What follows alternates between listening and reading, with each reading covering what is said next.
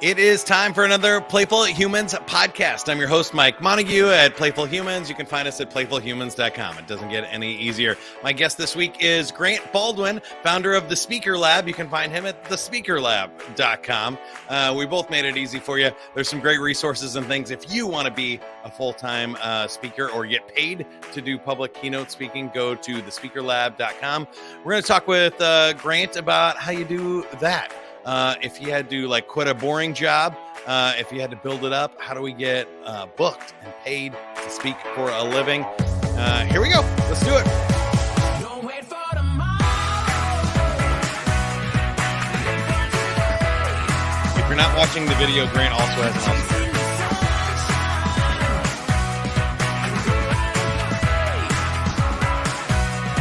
Not just the woohoo.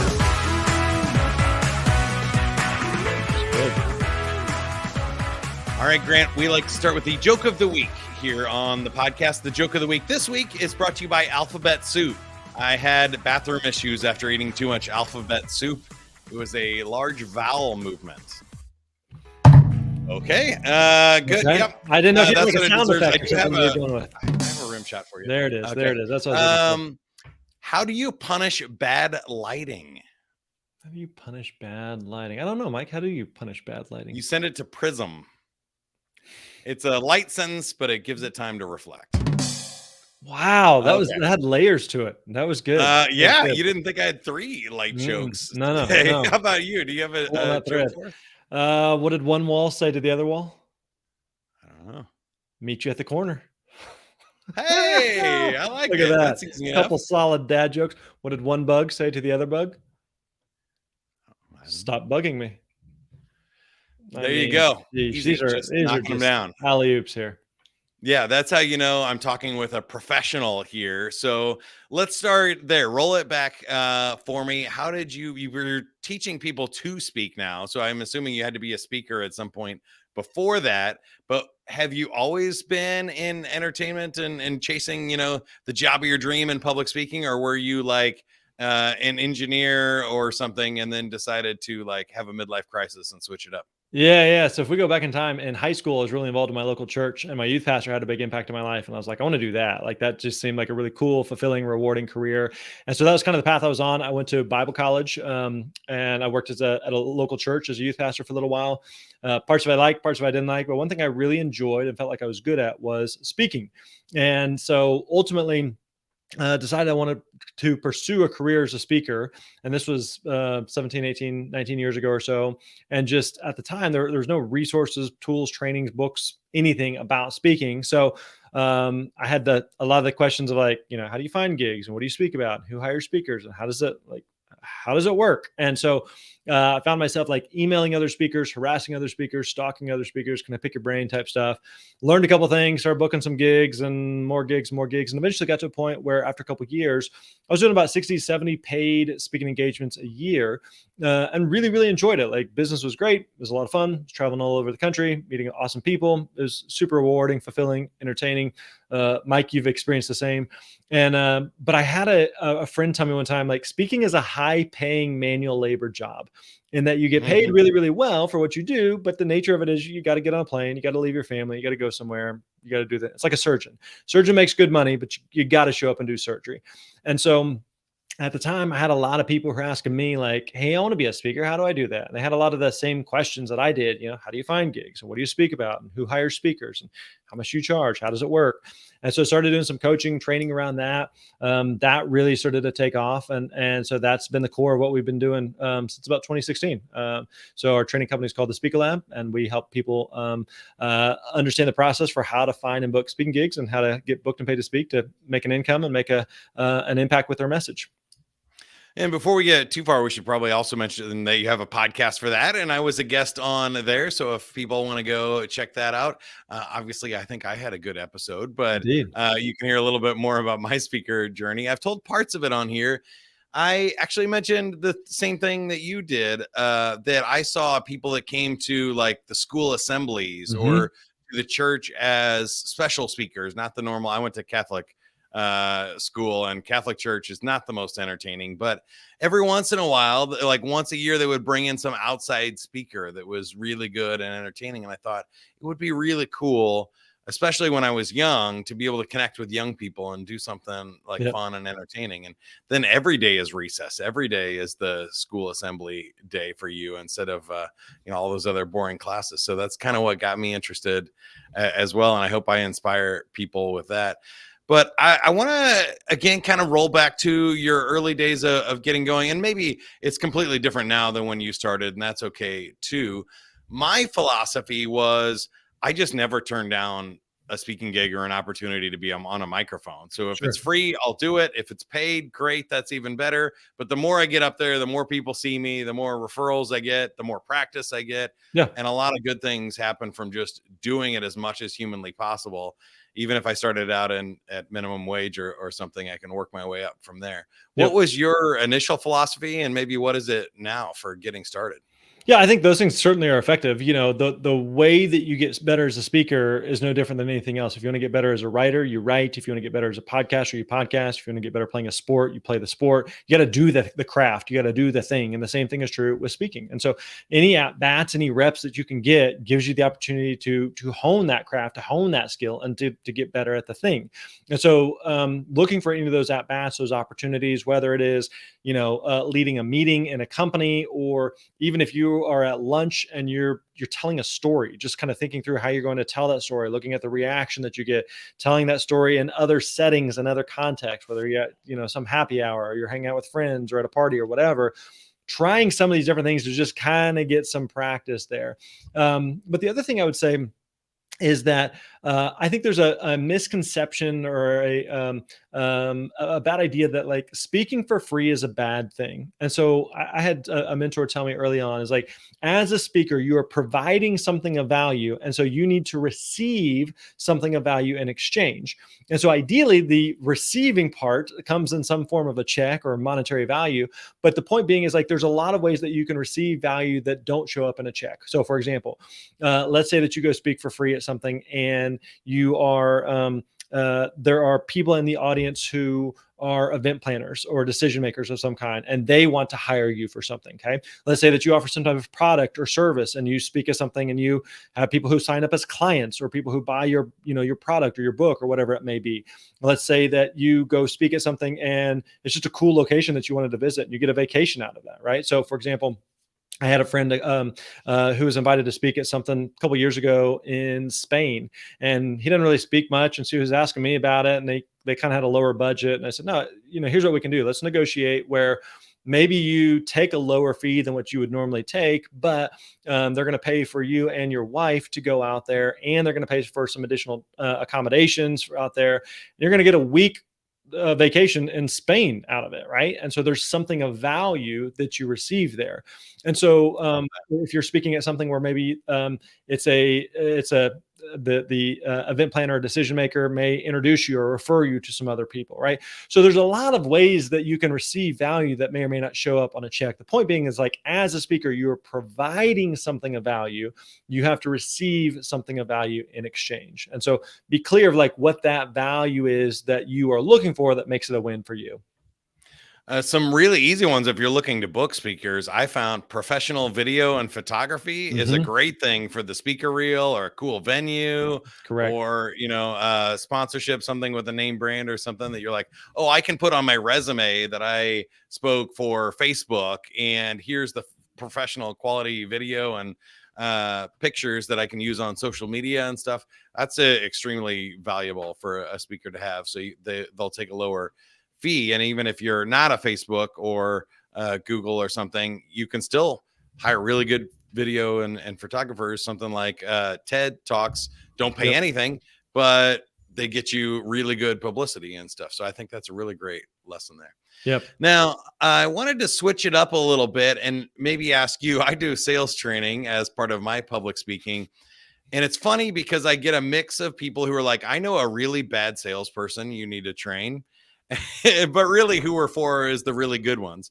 So with the speaker lab, do you typically work with people who are really good and they want to make more money or make it a full-time gig? Or do you work with people that are struggling, like a Toastmasters or something, where they're like, I'm not a great speaker at all, I'm a beginner, I need just basic hand holding? What's really your ideal target? Yeah, I mean, we work with both ends of the spectrum, so the reality is that there are speakers who are just brand new. They don't know what they don't know.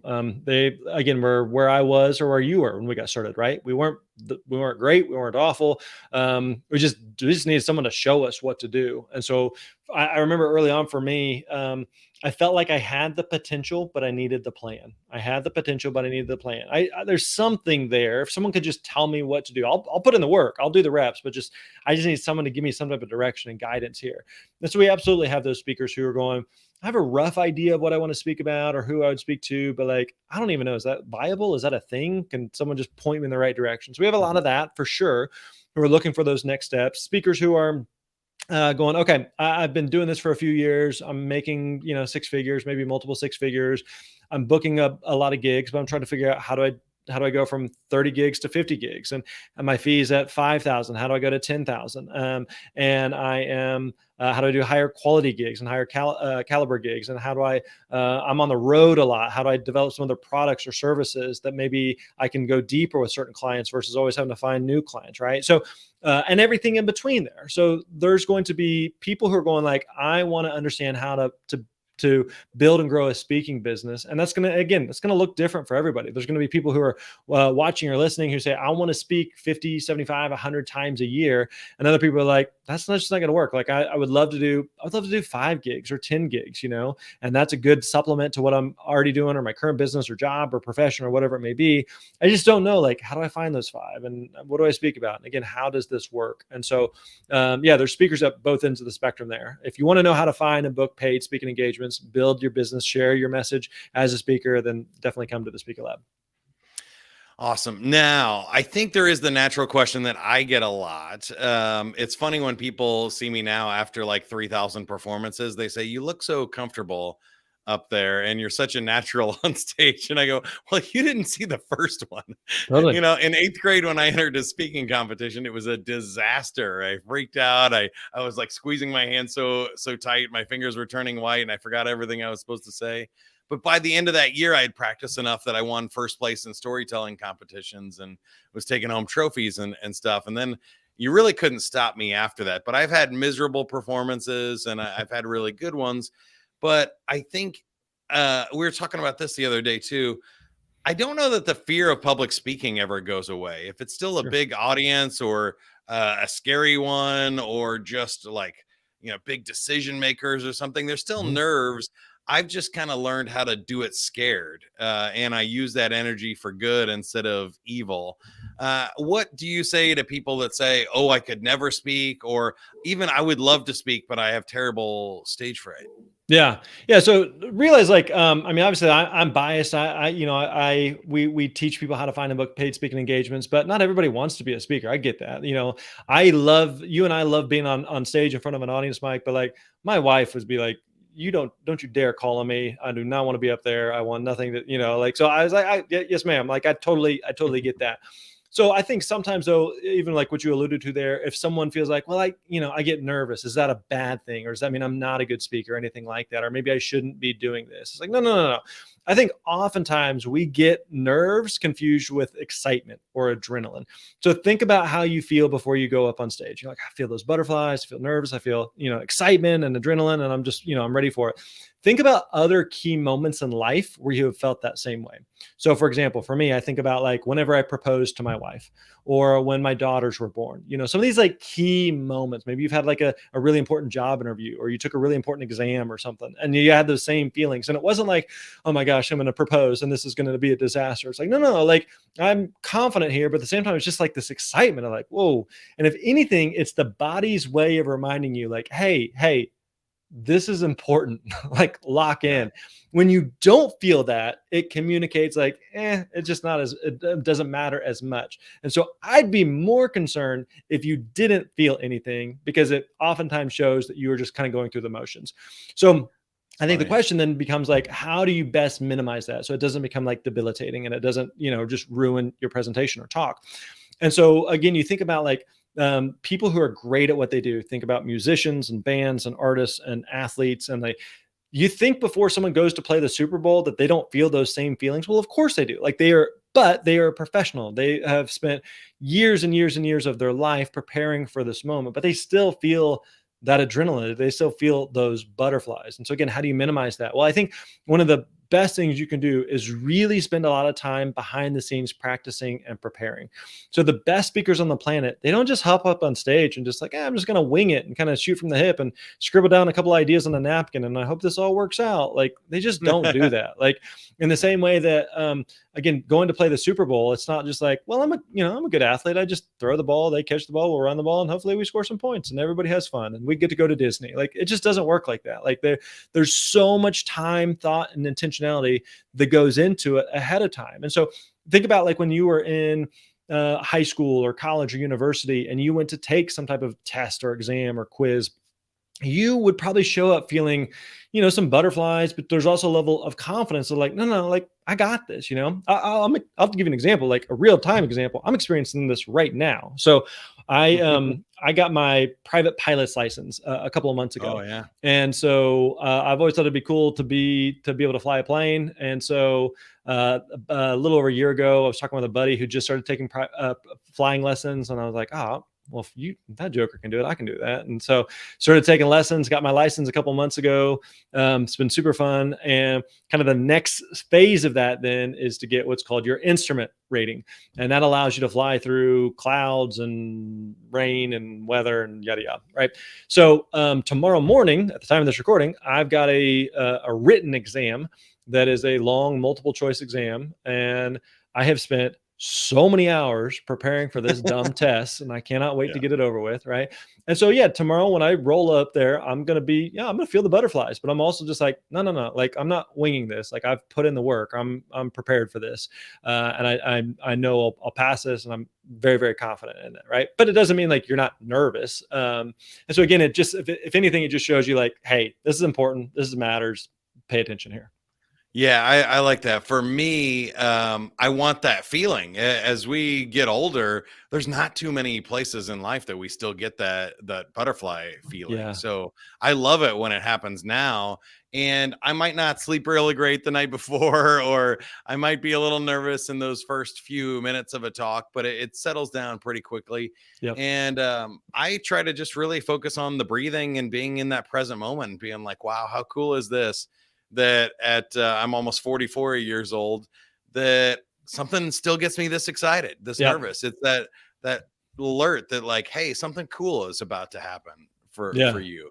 Yeah, and if so anything, it's a really good thing, and so don't view it as this negative thing. Like we both promise you that the best performers on the planet, speakers or otherwise, they still feel that. And it's just a way of saying, hey, this is important. This matters. I was going to add on to that point too, is that when you don't, again, that's the problem. And I see that in sales a lot where people are like, oh, I'm afraid I'm going to be too pushy, or I'm afraid I'm going to make this all about me or something. And it's like anybody who is worried about that is not going to be too pushy. Sure. The people that are too pushy have no filter. They have no self-awareness. They're not worried about any of this. They're not worried about looking bad on stage. They're just maniacs.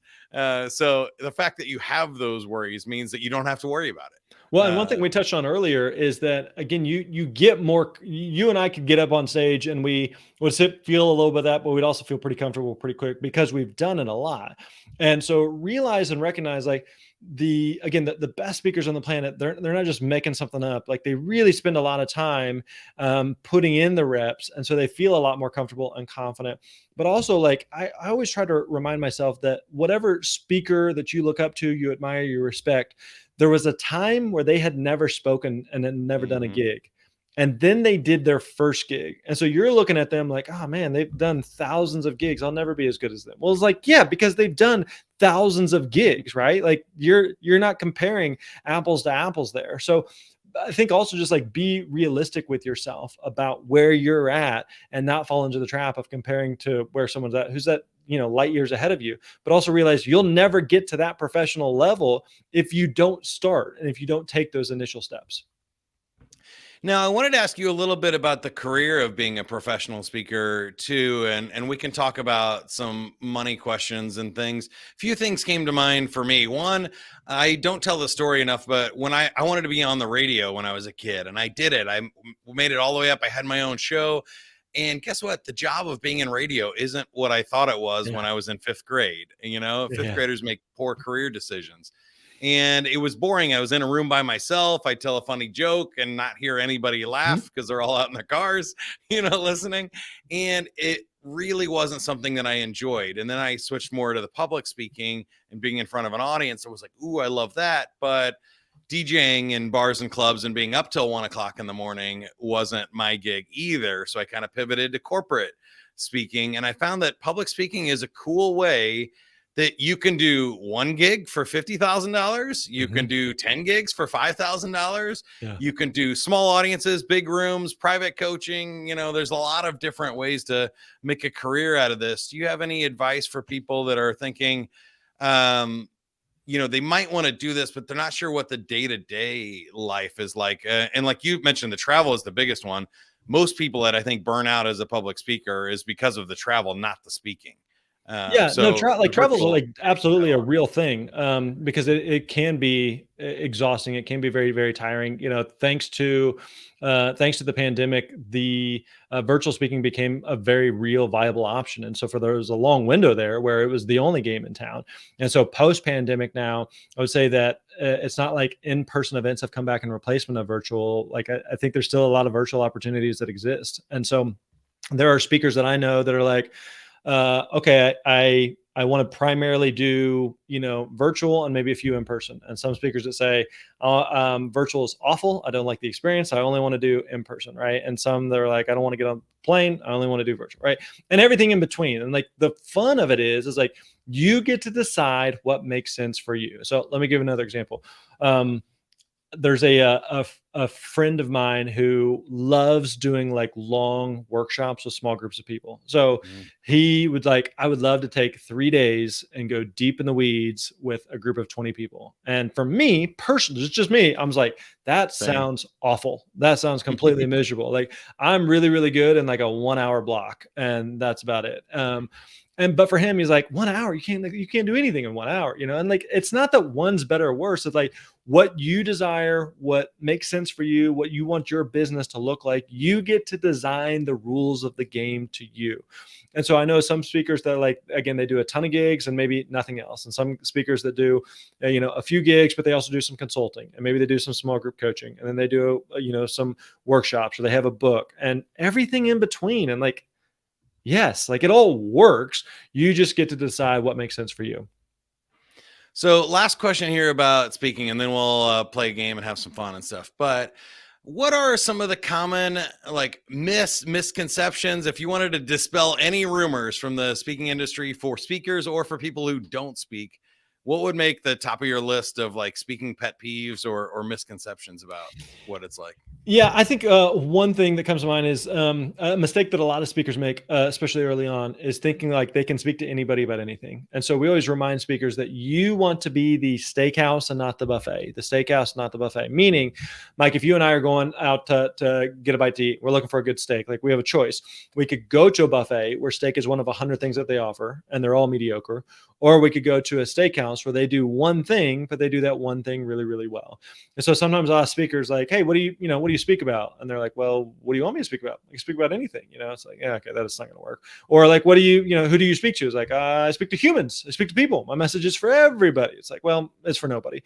And so it's counterintuitive, but the more narrow, the more focused you are, the easier it is to actually find and book gigs versus trying to be all things for all people. So it's a big mistake or misconception that speakers have sometimes. It's just like, oh, the more things I can speak about, and the more people I can speak to, the more opportunities I will have. And like, people just aren't looking for that. They're not looking for a generalist. They're looking for a specialist. Solve one specific problem for one specific audience. Love that. Okay, now for you, what's on your fun bucket list? Is there a dream gig? You want to play Madison Square Gardens or a group or a stage or something? Like what is, or outside of speaking, doesn't have to be work related either. Do you have a fun bucket list of what you would most like to accomplish, or what would be the most fun? All right, it's fun bucket list, non-speaking. Yeah, I definitely have like a list of items of things I want to do. One thing is now that I have my pilot's license, my wife and I want to uh, fly more places. And like one thing that we just did a trip and we are talking about, it'd be cool to land in all lower 48 states. Ooh. To have landed a plane in all 48 lower states. So yeah, that'd be like one. They're like, okay, that's gonna take a minute, but that'd be pretty cool to do. That's funny because I was going to go the other way. I was going to say the bucket list item would be like to land a plane in Alaska, one of those like Hmm. snow landing Yeah, strips or on the water or something like that would definitely be a challenge and yeah. a cool thing to do. What about speaking? Is there a dream gig or something? Maybe we can manifest this for you. There's a lot of gigs that I've done that was just like, man, I felt like I checked a lot of boxes doing those. You know what's really fulfilling and gratifying for me now, and I know this sounds corny and hokey, is when we have like some of our students who book like the high profile gigs that they've been wanting to do. I mean, it feels like this, parent thing of just like, oh man, I'd rather my kid have that success than me, type deal. So like when a speaker feels that level of confidence, like I just booked that gig and I can't believe I got it. And I'll give you an example. There's a couple of weeks ago, we were at the National Speakers Association, their national convention, and we had our company had a booth there, and we did a workshop there. But I had a lady who came up. She's like, "Hey, I went through your program, and I just booked my biggest gig for $15,000." And she's like, "It changed my world." I had another guy who came up. It's like, "I went through your program 2 years ago," and he said, I'm planning on quitting my job 2 months from now." And so you hear stuff like that, you're like, "Sheesh, that's way more fulfilling than." I went and I spoke at Yeah, a cool gig. So sure. that's really, really rewarding for me. I love it. All right. Do you want to play a game? I'm in. Sign me up. All right, here we go. This is the game intense music, but we're going to throw it up in the air and throw it over to you. Do you have a favorite game that you like to play? I do. This is one I've done a lot with crowds. This is a good, quick, simple one. The game is called Rock, Paper, Anything. Rock, paper, anything. It's played exactly like it sounds. On the count of three, you throw rock, paper, or anything you think will beat rock or paper. That's the name of the Okay. game. It's very simple. Okay. Rock, paper, scissor, anything. Shoot. I'm going eagle. Eagle, I'm going a funny story here. Okay. I'm going to make a point out of this. Ooh, So nice. I did this one time with a group of teenagers. And what I always like to do then is ask them like, okay, who had something good? So one dude raised his hand. I was like, all right, dude, get up here on stage, this big jock football player. And I said, what'd you come up with? And he goes, rock, paper, rock. I was like, what? He goes, yeah, you have one rock. Well, now you have two rocks. I was like, oh, okay. All right. Fair enough. I had another teenager say one time, like, I just did like kung fu hands, and he said I came up with Chuck Norris, and we all agreed like nothing beats Chuck Norris. Yeah. Oh, for sure. That's a good one. I was thinking like Spock or something, from Okay. have Yep. you seen Yep. the rock, paper, lizard Spock from, that's from Big Bang Theory. I haven't seen it. Huh. I think you win. What was the other? Water was the only other thing I could come Water. up Yep. with I mean, that, water audiences even coming. You beats can. rocks, Yeah, it you can seems do that this with all different ages, sizes of audiences. Do usually a couple of rounds of that. Have everyone like find a new partner. It's a way to kind of get to know each other real quick. So yeah, rock paper anything is a good one.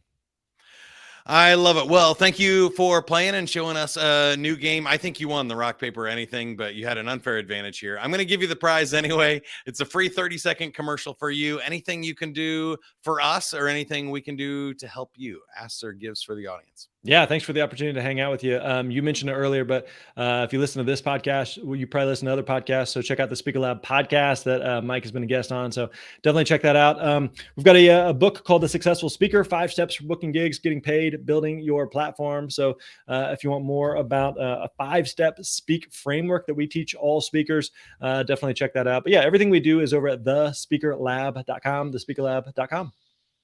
Easy enough. You did it. Thanks, Grant, for being on the show. Grant Baldwin, thespeakerlab.com. Again, for more information on Playful Humans, subscribe to this podcast wherever you're listening and watching to it right now. Share it with somebody that you think needs to hear it. Maybe somebody that wants to be a speaker or just wants to follow their dreams and passions. Love to have an introduction to them. You can go to playfulhumans.com and take the personality quiz, where you can find out how playful you are or how burnt out you are at work, and see, are you medium rare? Are you well done? Go find out at playfulhumans.com. Wait for tomorrow. today.